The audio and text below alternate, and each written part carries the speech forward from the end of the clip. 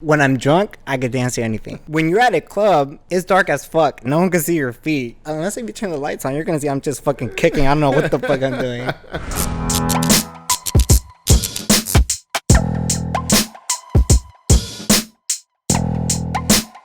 Yo, what's popping, people? Welcome to Oodex. It's your boy David Picasso. We in the building with, yo, I would call you Swaggy people. That name is already taken with somebody, but your swag is on point. So I want you to introduce yourself, Papa. Hey man, thank you. My name is Santana. Bro, but let's talk about your outfit, man. Let's step into it, though, man. Break it down. Well, first of all, before we get into the outfit, so it's Santana, right? So Right. in case I used to get drunk a lot, so when I would get drunk and lost, I would just be like, "Oh, Santana," and I have my phone number tatted on my chest too. So like people would call me. Shut up. Yeah. I was like, bro, what the fuck? I was like, why would you do that? And then I started looking at to see if he had the actual tattoo still. No. Got you. A lot of people ask, like, what do you get your last name for? Because my last name I try to use as my first name. My first name is Jesus. Okay. And I feel like I don't live up to the expectation of the name. Yeah, So yeah. like, Santana. Plus, it sounds less Mexican, you know? And I think Santana, there's an artist, the guitar guy, right? Or am I tripping? Yeah. Yeah. So like it sounds pretty hard, bro. That goes with you. Definitely goes with you. Thank you. So you mentioned tattoos. How many tattoos you got? Ooh, I have a lot. Like, I don't know. I would say over 100 for sure. I have my arms, my chest, my leg, my back, my ribs. How did you get into tattooing? Like, what's the thing behind it? I mean, okay, so I was a rebel as a kid. So my parents were super strict. Okay. You know, in a Hispanic culture, it's like, church on Sundays, you can't do certain stuff, you can't cuss. So the family was super, super strict, and I had to follow those orders and, the rules and whatnot for the household and whatnot. So my 18th birthday, I was like, you know what, I'm going to do something to get back at my mom. I grew up as a rebel, so I never really listened to the rules or anything like that. Right. And then the first tattoo I got was my back, which was The first? Yeah, and it was like huge. So it was like from like shoulder to like down to like almost to like the butt cheek. Right. And they're angel wings, right? So I was working out in the garage, and my mom was like, "What is that?" And I'm like, "Oh, it's just like a little art thing that my cousin drew on my back." Because back then our cousins would used to draw on each other, right? Okay. And then for like 2 years, she never asked for it again. And then it wasn't up until the second tattoo, which was like the last name Santana, right? And my mom's like, "What is that?" I was like, "Oh, I just got a permanent marker. I'm gonna get a tattoo one day." And she's like, "Come here." I'm like, "Oh fuck, she's gonna see it." And then she's like, "Let me see it." And then I was working out again that same day, and she was trying to touch it. I'm like, look, it was fresh. So like when it's peeling, it's peeling. I'm like, look, rub it. It's just paint. And then she's like rubbing it. I'm like, oh, like trying to show it, and like a chunk of like the scab came off. Yeah. And she's like, oh, okay.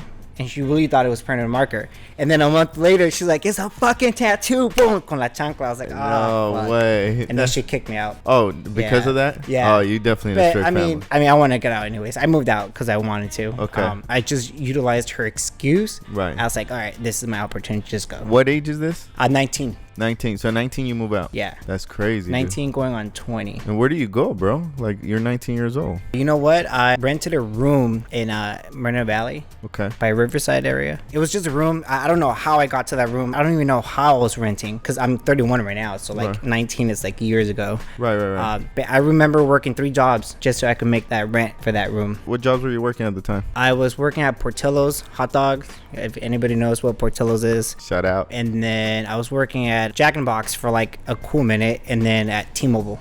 Wow. Yeah. Okay. And that's just to pay for one room? Yeah, 1 room and 1 car. Okay, you definitely live in California. Yeah. Yeah. Now, did you have the car before you moved out? Yeah, I had a car before I moved out. Yeah. Yeah. If not, I would have been fucked. Yeah, for sure, bro. Yeah. Yeah, that would have been a little difficult. So since we're talking about you kind of growing up with a strict family, where are you from originally? Like, where were you born? Where were you raised? So I was born in Downey, and then I actually, at the age of 1, my parents took us, all of us, or me and my siblings, to Paris. Paris is by like I guess Moreno Valley as well. Okay. Riverside. It's very hidden, so a lot of people don't know where Paris is at. So I grew up there for about like pretty much all my childhood. Okay. How was it growing up there? Because it's a little isolated, at least from right. I would think. Yeah. For sure. You know what? Growing up, it's pretty dope. There's a lot of land, so we grew up with horses, chickens, goats. And we had quads because we had such a big old land that we would use the quads in the back. That's so cool. I remember riding the quads or the bikes and then going all the way down to the backyard just so we could feed the chickens,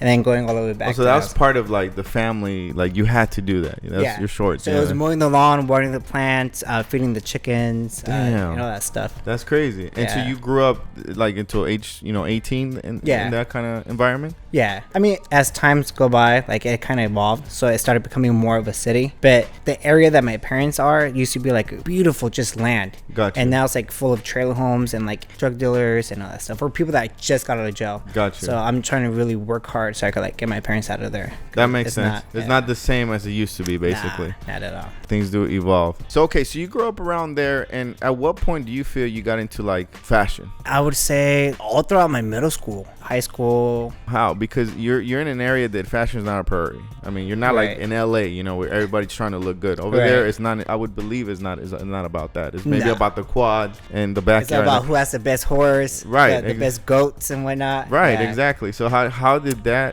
Transpire. A lot of it was through magazines. So I forget the Hispanic magazine that my mom would have, but I would always see colors, patterns, and like just lines and everything. Like I would see all that. I'm like, cool. Like I like how that fits with this, or I like the color matching with this. And then it wasn't until like towards 8th grade of middle school when my mom started letting me pick my own clothes. Okay. Because my mom would pick my clothes. I'm like, what the fuck is this? And I would get bullied already as it is. Right. So here I am, this very flamboyant, kid that obviously I came out at the age of 10, 11, or 12. And here I am dressed shitty because my mom is dressing me, right? And so finally I started picking my clothes, and I got nominated for best dressed. And then so my dad was just like, which my dad's like my best friend. Okay. So my dad was like, hey man, you got some style, that's good. So first started with like the vaquero boots and like the button-ups and the suits, because that's how it is over there in Paris. It's very very cultural in terms of like within the Hispanic culture. So you had the horses, you had the boots, you had the banda, like every weekend out there. And then from there,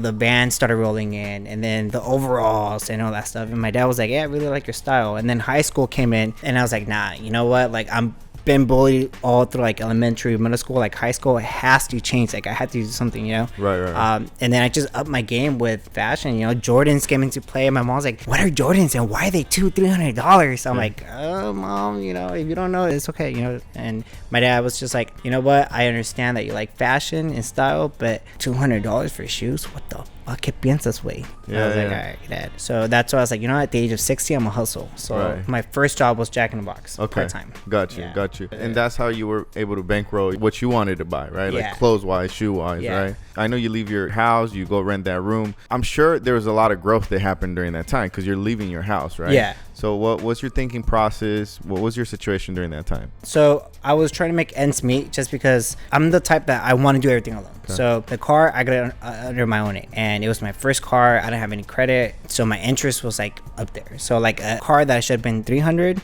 was like $680, almost $700 a month. And then I had my rent that was like maybe $400 or $500, and then obviously the food and all that stuff. Right. So I took 3 jobs, man.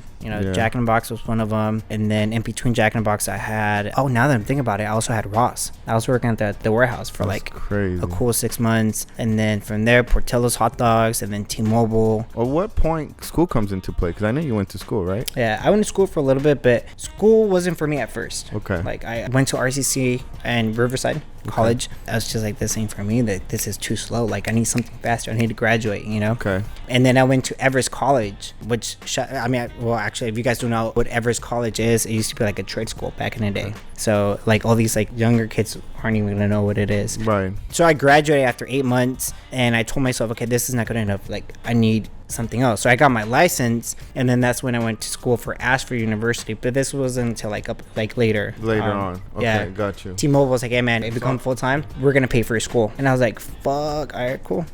And I left everything else. I risked going to T-Mobile full time because I started seeing people going like on vacation. They're working for T-Mobile. I'm like, how the hell are you guys doing all this off of like a cell phone place? And then, I just went with the wave, and I don't regret it one bit. So they literally pay for school? Yeah, everything. Yeah. That's so cool. Now, did you have to major on something that applied to like their company? No, you could do whatever you want. Like you could, yeah. I graduated within the business leadership program for Ashford University, and then I wanted to go back to school for kinesiology. Okay. But I was like, you know what? I gotta slow down. I'm doing too much. Got you. But that's cool, man. I didn't know. Shout out to T-Mobile. They play. I didn't know that. I mean, whoever wants to apply, I highly recommend it. So they're still got that program going on. Yeah, even for part-timers now. Where back then it wasn't available for part-timers when I was a part-timer. Right. That's cool. All right, so you're living in this room. At what point do you move from there? So I was 21, and me and the main person that owned the house got into it. It was just very hostile. And the guy that actually owned the house was gay, and I mean I'm gay as well. Okay. And he was like in his 40s. I was in my early 20s, and every single time he was trying to make a move, I was like, man, I'm tired of this shit. Make a move on you? Yeah. Oh yeah. Shit. So I was like, I gotta figure something out. I gotta get out of here, and I can't go back home. Okay. You know. Okay. So what I did was I ended up finding another an apartment, but by that time I got promoted at T-Mobile. Okay. And I started doing my math. I'm like, all right, cool. I think I could get the apartment. And then so I moved out at the age of 21. I gave him a check. I'm like, this is the final payment. I'm out of here. He goes, all right, blah, blah, blah. I find out that he actually stole some of my stuff while I was in the process of moving out. So I immediately called the bank. I'm like, hey, man, put a stop on that check. And then it was just a big old mess. And I used that check, and I used that as a down payment for the apartment. Right. And that was the end of that. Damn, bro. Yeah, well, I'm glad you got out. Yeah. That's a lot of drama for being your landlord. Yeah. That's crazy. So you get your apartment. Yeah. That changes things, by the way, right? Because privacy changes, right? Yeah, you could walk around naked. You could cook naked. I was doing all that shit, and it felt good.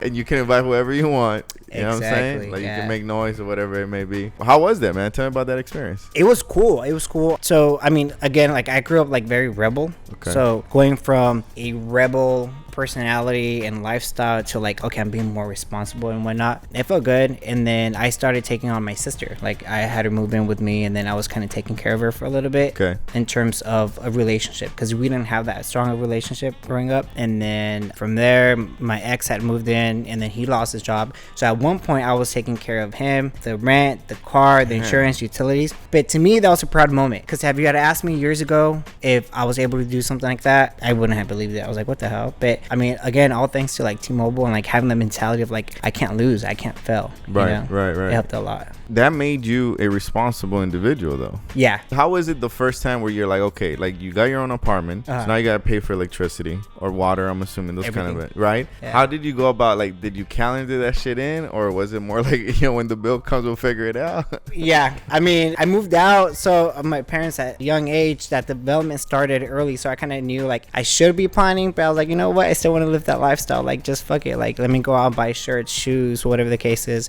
And yeah, if the mortgage or the what's it called, the rent yeah, you got mortgage now, that's what you now. I'm using that word.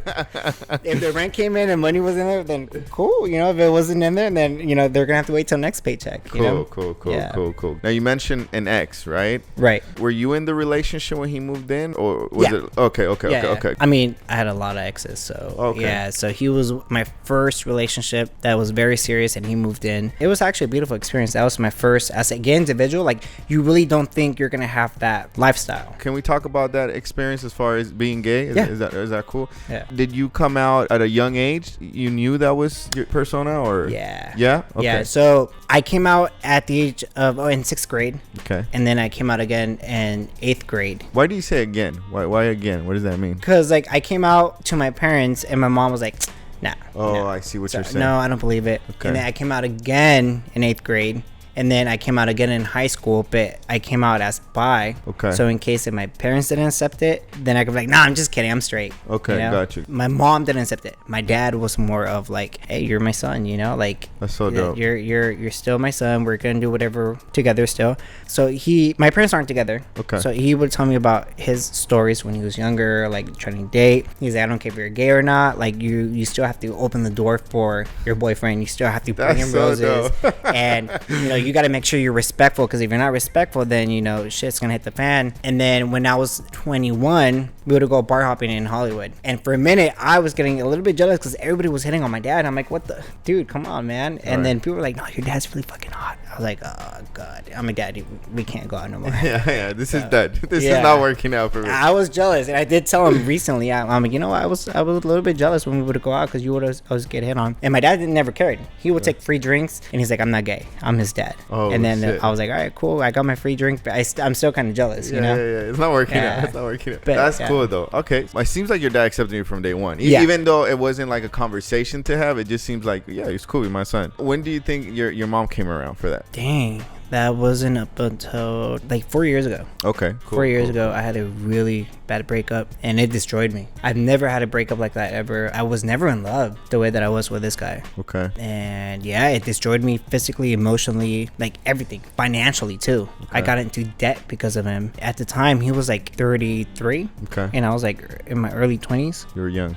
It's just like, bro, like you have kids, you're a grown ass man, and you know you're doing all this shit. Like, come on, man. Like the mentality was switched. He was the older one, but yet thought he was the younger one. Got you. And then finally, I lost everything: my apartment, my car. I let that shit get repoed, and I went back to my mom, and she opened the door, and I just had my luggage. She started crying, and then I started crying, and then she just hugged me. She laid me on her lap, and she's like, you know what? You shouldn't be going through this. Like, I don't care, like if you're gay or if he did that to you. Like, right. We're gonna figure this out together. And then that was the moment I knew, okay, cool. She's dang, man, I'm getting emotional. No, she's accepting me for me. That was a beautiful experience. So for anybody that's out there that's gay, it takes time, but it's gonna eventually work out on its own. I love that message, by the way. It's crazy to think that sometimes real serious shit has to happen to you to have a breakthrough on anything. And by the way, we're talking about relationship wise, but this could apply in business, career, you know, anything, bro. You know what I'm saying? An athlete, you know what I mean? You gotta go through a bad injury just to figure out, like, you know, how talented you are or whatever it may be. I just heard somebody, and we're gonna step into this a little bit. I watch basketball. I'm like a basketball addict. His name is Kenny Smith, I want to say. He was talking about, he's all like, yo, everybody's really sad about COVID, and I think me and you can agree COVID fucked everything up in a sense. This year's been really tough, losing Nipsey, Kobe Bryant, that kind of thing, right?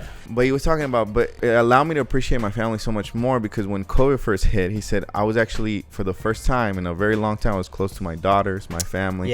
So he's talking about the positive things. So that's what I mean. Like sometimes out of very dark situations, a bright light shines on you and you figure things out. Yeah, that's true. So, and that's how it was with my scenario. And I think it sounds like it hit you as well in that aspect. Yeah, I had a bad, same fucking scenario. I had a bad breakup and I ran to my mom. I remember, like, at the time she was renting a room. So I kind of, you know, call her, hey, can I come over? Like, I was the one that had the apartment. She's like, yeah, come over. And she told me the same thing, bro. And I think that was just very dope when your parents, because I think your parents are something special, you know? Yeah. I think when your parents just say those words, bro, they mean it. But what I'm saying is, like, those words are enough for you to, like, be like, all right, we got it. Like, it could be in the worst situation, we got it. So yeah, I definitely identify myself. Then, like, when they say it, you feel so secure about it too, right? Like, I mean, your leg could be bent by a shark, and your mom could tell you you're gonna be fine, and you're gonna believe it. Like, for some odd reason, it's comforting to know that you're gonna be fine, although you're not gonna be fine because your leg is missing. You know? You're about to get 10 surgeries just to repair that shit. Yes, facts, big time. So cool. So you had that situation. So I think the bond definitely got stronger between you and your mother from there on, right? Yeah.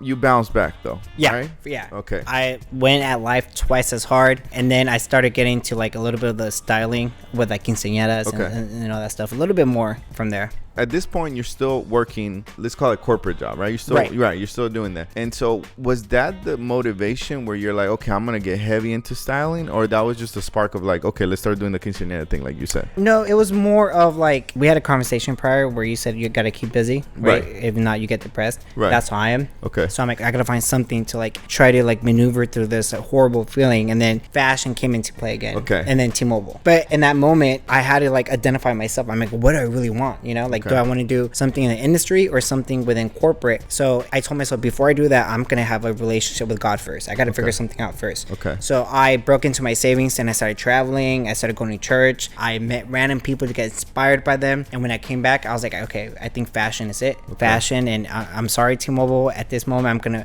put our relationship on hold and then just focus on styling. I failed a couple of times, but I started doing quinceañeras here and there, like dressing up people and then teaching dance and stuff because I love dancing. Right. So I used to make up. I was like, yeah, I'm a professional dancer. Like, oh, okay, cool. How much? I'm like, oh, 500, whatever you guys can. So I was a hustler, man. I was like, I got to make something up, Yeah. What type of dance do you do? What's your dancing? Honestly, I love dancing. I'm not a professional dancer. No, but you know, everything from like early 80s, late 90s, early 90s, you know, the whole old school hip hop, R&B, you know, like all that stuff. The new stuff is more of like one dance. You could do it with every genre. Okay. Like nowadays. Gotcha. But I like the older stuff. You dance salsa or anything like that? You know what? When I'm drunk, I could dance to anything. So who can though? That's really. And then and the cool thing about it, I'm not sure if you guys experience it too. When you're at a club, it's dark as fuck. No one can see your feet. As long as you're moving your hip, people are gonna think like, okay, he's dancing good. And unless if you turn the lights on, you're gonna see I'm just fucking kicking. I don't know what the fuck I'm doing.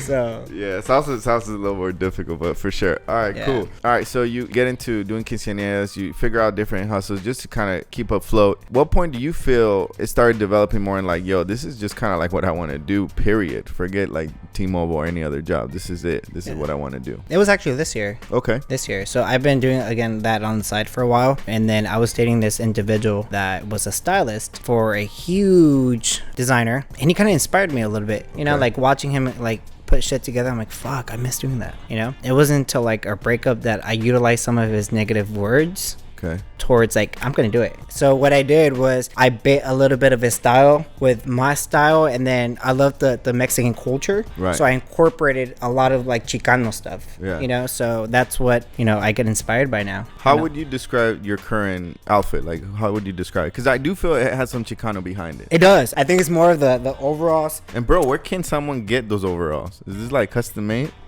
You know what? I got them. They're actually funny. It's I couldn't find them anywhere, and I know how to stitch and sew, so I was gonna make it into my own, but I was like, I don't want to go through all that process. So I went on this, what do they call it? Cosplay, where people dress up as characters and then go to this like. Oh, okay, got you. Yeah. So I found one from the movie Alanis, the Disney movie. Got you. You know what I'm talking about? Yeah. Yeah, and then this guy had these pants. I was like, oh, that's the style I'm looking for, and it's from a Disney movie. I'm like, fuck it, no one's gonna know. Yeah, so I would never know. I bought them for $10 on Amazon, and then I started wearing them. People were like, dude, I like your style. I'm like, it's just, you know, a Disney outfit, kind of. That's crazy. That I made into like a Chicano type of like. Yeah, and then throw on the hat. That looks pretty dope. I know you mentioned to me, you know, off camera that you're currently working for somebody, right? Right. Yeah. Who is this person? If we can. So I met this individual. He actually reached out to me, and he's like, hey, you know, I like your vibe. I like your body empowerment projects and whatnot. And I was wondering if you wanted to be in my music video. I was like, this is weird. Like normally, like I've done music videos in the past, and it doesn't go like that. It's never the artist that reaches out to you, right? And then I'm like, all right, cool, I'll play by ear. And sure enough, he flew me out there, and we had such an amazing connection with him, the entire team, and everything. His name's Andrea Moss. So he is a Swedish artist. He raps, sings, phenomenal. He's the most humblest like person you'll ever meet. He takes care of his entire team as well, like the photographers, like the whole crew. And then so I came home, and then he messaged me, and then he was just like, man, like I really dig your style, like I like your style a lot. And he made a joke referencing for me to be his personal stylist. I'm like, you know, it's just a joke. And then next thing you know it, he was like, hey, I'm flying to New York, LA. I need a stylist, and I want you to be my stylist for this upcoming photo shoot. And I was like, all right, cool, you know, like all right, I'll give it a shot, you know. So it lit that fire under my ass. I'm like, fuck, like this is my moment to shine, you know. Right. So I got the deck. I started incorporating everything that I learned from my friends that work in the industry, and I sent it over to him in the creative department and all that stuff, and then they liked it. They liked the approach. It was like an 80s vibe, colorful. And a lot of it, I used like J Balvin's inspiration. Whoever's the stylist that J Balvin uses, like amazing. So I incorporated a little bit of J Balvin, Maluma, Bad Bunny. And then what I did was I added a little like taste of Chicano to it, to everything that I did in that photo shoot. And people were blown away, and he loved it. And next thing you know, I'm his personal stylist now. How cool is that, bro? Yeah. That's so sick, bro. It's crazy. Like this little kid that grew up not knowing a lick of English up until he was 13, now is like living his dream a little bit, you know? Bro, do you believe in a law of attraction?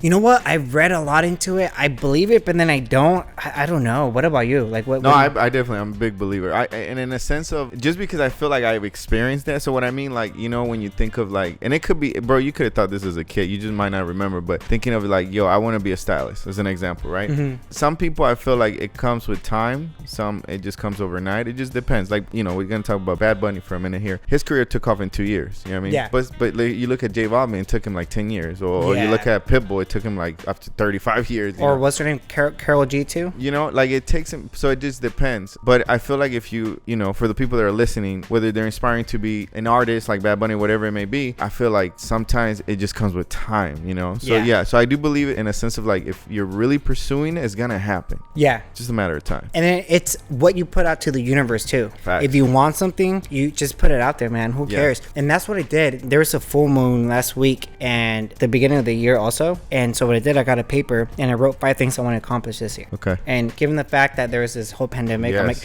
I'm not going to let it ruin. Like, there has to be a positive to this negative. Yes. So I wrote down the 5 things, and the number 1 was surround yourself with positive people. And what I did was I eliminated everybody that did not contribute to my life in a positive note. And my circle of friends went from like maybe 30, 20 to like 3, and I lived way better. And then the other one was becoming a stylist. I'm like, I don't know how I'm gonna do it, but I'm gonna push it. I'm gonna, you know, make sure I come out and I succeed. And I told my mom, and I don't think my mom fully understands what the hell is it that I do. Right. And she was, oh, that's nice. You just dress. Oh yeah. Mi hijo vice personas. I'm like, oh God, mom, it's more than just that. Facts. But it's whatever you put out there, man. I agree. If you put bad energy comes your way. So what you feed is huge. Let's talk about social media for a second here, bro. So how did you start growing your social media? At what point what year did you join like Instagram as an example? Yeah. Damn. I've had Instagram since Instagram first launched. Okay. The opportunity didn't really open up for me in terms of social media the way that it did up until I met Joey. Okay.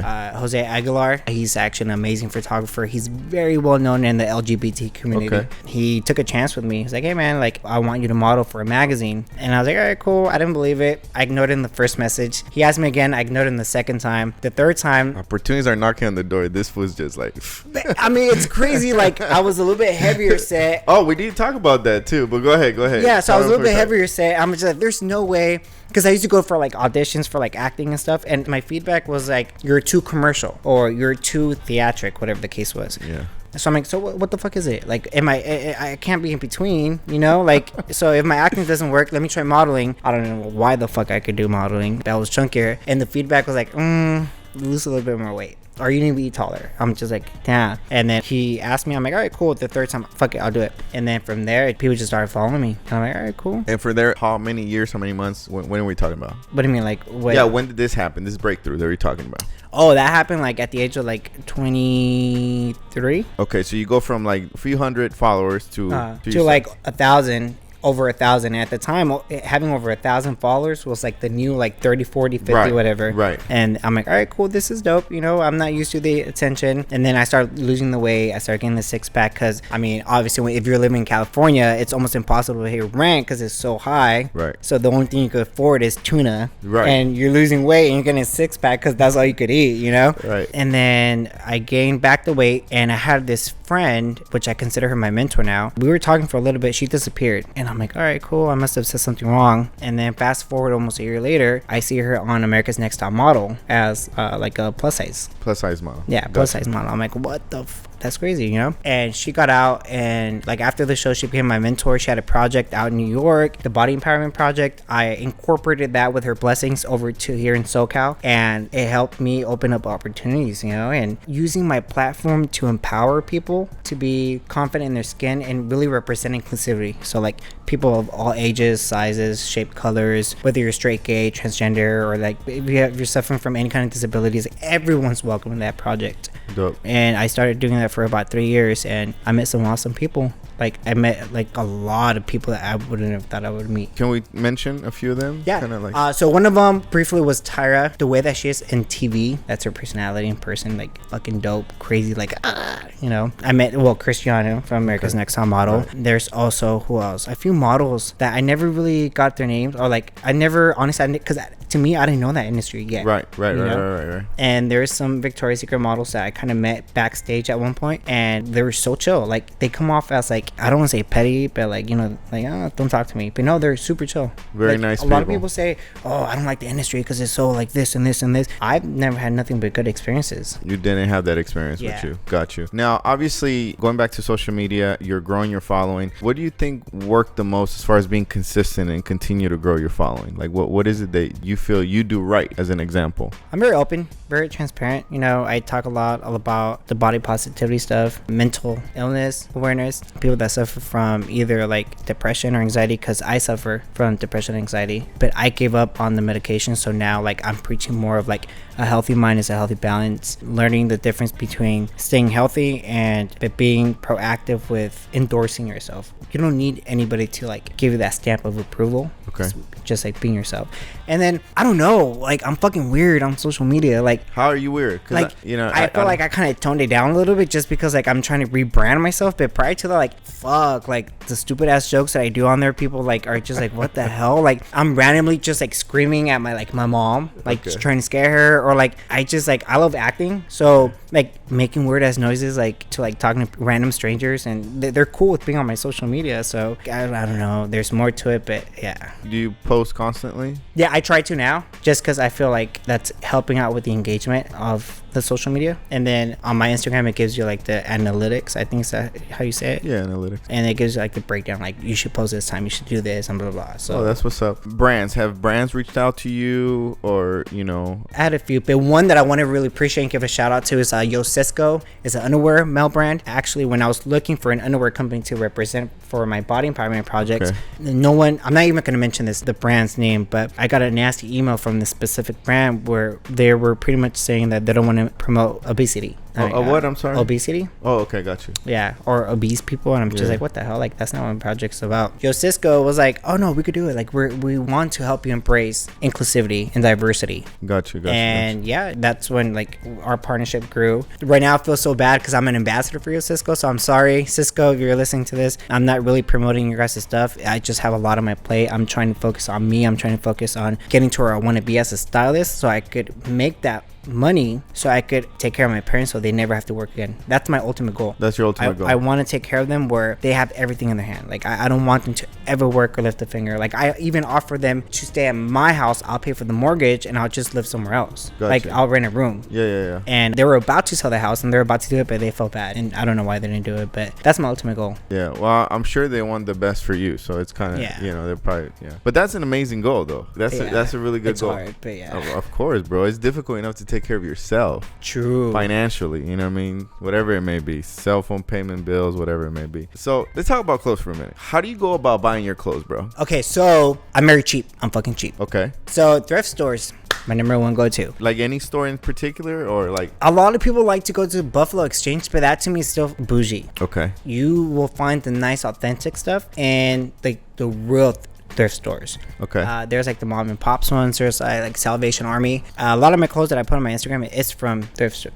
That's so dope, bro. Because most people would look at your Instagram and be like, nah, this dude is Gucci'd out or something like that. Yeah, I mean, don't get me wrong. Like I'll have my Louis Vuitton, wallet, or like a little my Gucci little sandals. But other than that, like a lot of it comes from the thrift stores. Also, like Sears. I don't know if you knew this, but Kohl's also, you could stack coupons on coupons. So I personally didn't know. So you're putting up like information out here that I'm learning. Yeah. So you guys could get a $50 shirt for like $5. What? Yeah. And then you could just say, hey, this shirt's stained, and then they'll give you a discount too. So I'm cheap. Okay. So like it varies too. Sometimes like I like the high end stuff, and then but I like mixing in the lower stuff, I guess. Okay. I don't know what the term would be. Got you.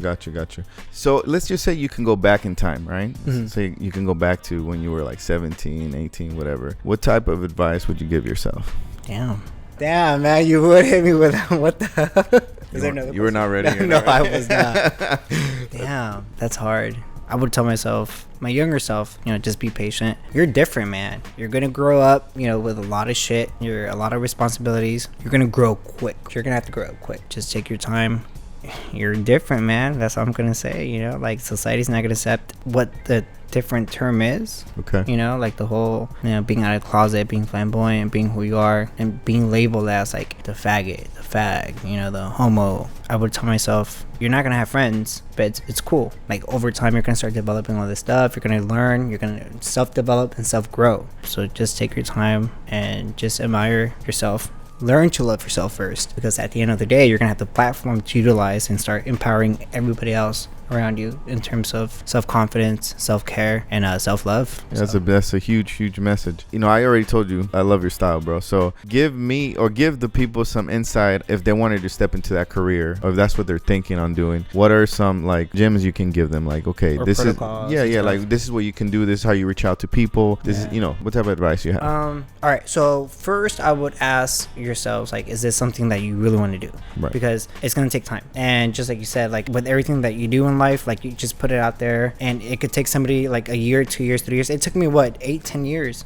just to be where I'm at now. I would start creating partnerships with people that are within that industry. You know, and surround yourself with people that are going to easily influence you to do better. And once you get to that stage, then you can start building the relationship with the people. Like, okay, do you guys need an assistant? Like, I'm doing this. I have no background, or I do have background, or I went to school for it. Can I be your apprentice? Can I be your assistant? You know, can I shadow you for a week? So learning to commit to that and knowing the fact that there's no pay, but there's going to be knowledge around it versus money. Gotcha. So you're going to have to accept that. And then from there, like, I mean, the rest is going to come natural, you know, like start partnering up with those people, like learn how to do decks, learn how to match colors. And really quick, bro, what the hell are decks? I don't even know what so that decks is. are, so let's say if you are the creative director of, I don't know, this photo shoot. Right. A deck is pretty much where you get something like a formula of what the photo shoot is going to look like in terms of the outfits and the fashion behind it all. And you want to be able to reference stuff to it. So like, let's say you want to do a 90s vibe. I'm not just going to throw outfits and be like, here it is, you know? Like I have 3 different layers or 3 different shots and views. So like, and I'm going to say, okay, this got inspired because, you know,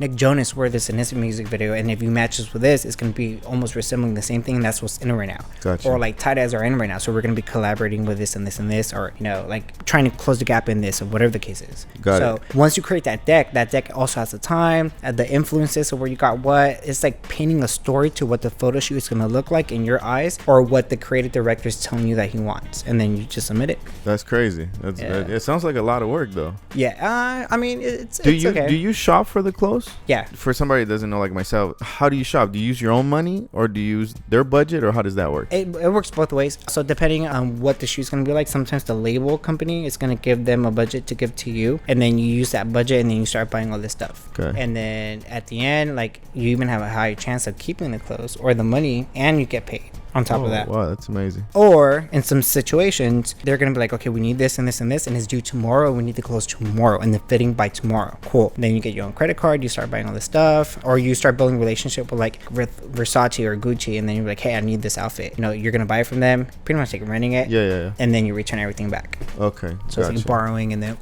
giving it back. That's cool. All right, man, we're coming to the end of the podcast. You want to give any shout outs? Just pretty much, I want to give a shout out to Yo Cisco again. Thank you for supporting my body empowerment projects at the beginning. Jose Aguilar for pretty much helping me with the photo shoots and putting me on the magazine. Because of the magazine, it gave me an entire platform and all these followers. So yeah, shout out to those two. Shout out to my parents for accepting me for being gay and not throwing me out. Facts. And my dad too. Oh, and my sister. She's still a bitch, but you know, I love her. That's gonna be some drama happening. Our relationship grew a lot stronger over the last year. That's what's up, man. Pretty much it. Well, I appreciate you coming through, man, and just kind of giving advice and just giving us some knowledge, insight on you, but also insight on, you know, where you're at today, how you made it, that kind of stuff. I know things don't come easy, bro, but love to hear like what happened 2 years from now, that kind of stuff. So I appreciate you coming through, man. No, thanks for having me, man. For sure. Everybody that is watching, please subscribe to YouTube, follow us on Instagram. Until next time, we out. Peace.